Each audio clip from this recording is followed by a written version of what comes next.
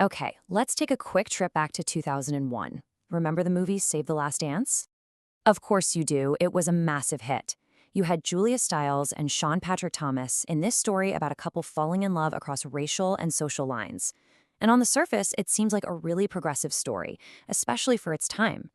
But what if there's a whole lot more going on under the surface? I mean, you remember the setup, right? There's Sarah, a ballet dancer from the white suburbs who has to move to the south side of Chicago. And then there's Derek, a smart black student who wants to be a doctor. They connect through dance, they fall in love, they overcome all these obstacles. It's that classic feel-good story where love conquers all. But here's the thing. What if, while telling that heartwarming story, the movie is actually, maybe unintentionally, propping up some really powerful and kind of problematic ideas about our society? What if it's reinforcing the very stereotypes it looks like it's trying to tear down? That's the big question we're going to dig into today. So here's how we're going to break it down. We'll briefly touch on that familiar teen romance vibe. Then I'm going to introduce you to a really useful tool for analysis, a framework called SCWAMP. After that, we'll use SCWAMP to really unpack the messages about privilege and power in the film. And we'll wrap it all up with the main takeaway, which is all about media literacy. All right, so to really get into the nitty-gritty of this, we need more than just our opinions. We need a proper tool, a kind of lens that helps us see the hidden structures in media. So let's talk about this critical framework. First, we gotta understand this idea of dominant ideologies. Think of these as society's default settings. They're the unspoken rules and assumptions that are so deeply ingrained in our culture that we don't even question them.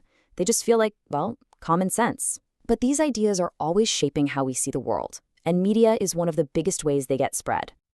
And this brings us to our tool. A scholar named Leslie A. Grinner came up with a fantastic acronym to help us spot exactly which of these default settings are at work in something like a movie. It's called SWAMP. So what in the world does SCWAMP stand for? Each letter represents a group that traditionally holds a dominant position in society: straight, Christian, white, able-bodied, male, and property holder.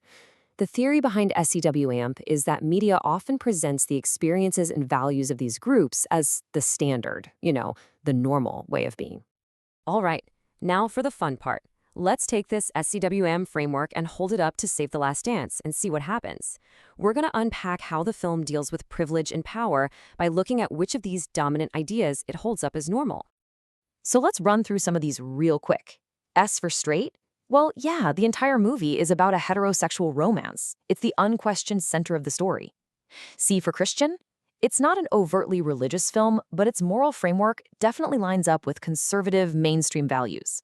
A for able-bodied? Absolutely. Sarah is an elite athlete, and her initial inability to dance hip-hop is treated almost like a physical handicap she has to overcome.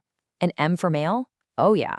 Think about it. Sarah is this incredibly talented dancer, but her success in this new world depends entirely on Derek teaching her, guiding her, and basically validating her. But as Leslie Grinner argues, out of all those letters in SCWAMP, the most powerful and complicated one at play in Save the Last Dance is the W, whiteness. The entire plot really hinges on how all the characters relate to the norms and values of dominant white culture. And Grinner does not mince words here. This quote is incredibly direct. She's arguing that, despite its good intentions, the movie falls back on some really damaging and, frankly, ugly stereotypes. It's a harsh criticism, but it points to a major issue. The movie seems to set up a good way and a bad way to be black. And this slide lays it out perfectly. Just look at the two main black male characters. Derek is our hero. And why is he the hero? Because he's aiming for Georgetown, a symbol of elite, white-coated success. He becomes Sarah's teacher, her protector. On the other side, you have his friend Malachi, who is framed as the dangerous street element that Derek needs to escape from. So the film essentially rewards Derek for getting closer to whiteness and punishes Malachi for not following that same path. Okay, that leaves just one last piece of the SCWAMP puzzle for us to look at, and that's the P for property holder. Now, this isn't just about owning a house, it's about class, wealth, and the idea of upward mobility being the ultimate goal. And this is a really crucial point. The film's central conflict gets resolved through aspiration. Sarah already comes from that world of privilege. Derek's main goal, his driving force, is to leave his neighborhood and become a doctor to achieve that same upper-middle-class status. The film completely endorses this, presenting that property holder ideal as the one and only path to a happy, successful life. So, after digging into all that, what's the big takeaway here? It all comes down to a single, powerful idea: media literacy. It's about learning to watch movies not just as simple entertainment, but as complex cultural documents that both reflect and shape the world we live in. Because that's what media does, right? Whether it's a huge blockbuster or just a 30-second commercial, it's constantly sending us little messages about what's good, what's bad, what we should want, and what's considered normal.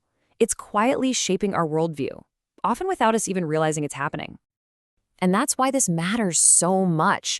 Using a tool like SCWAMP isn't about trying to ruin your favorite movies, not at all. It's about empowering yourself. It's like putting on a pair of glasses that lets you see the hidden architecture behind the story. It helps you become an active, critical thinker instead of just a passive consumer.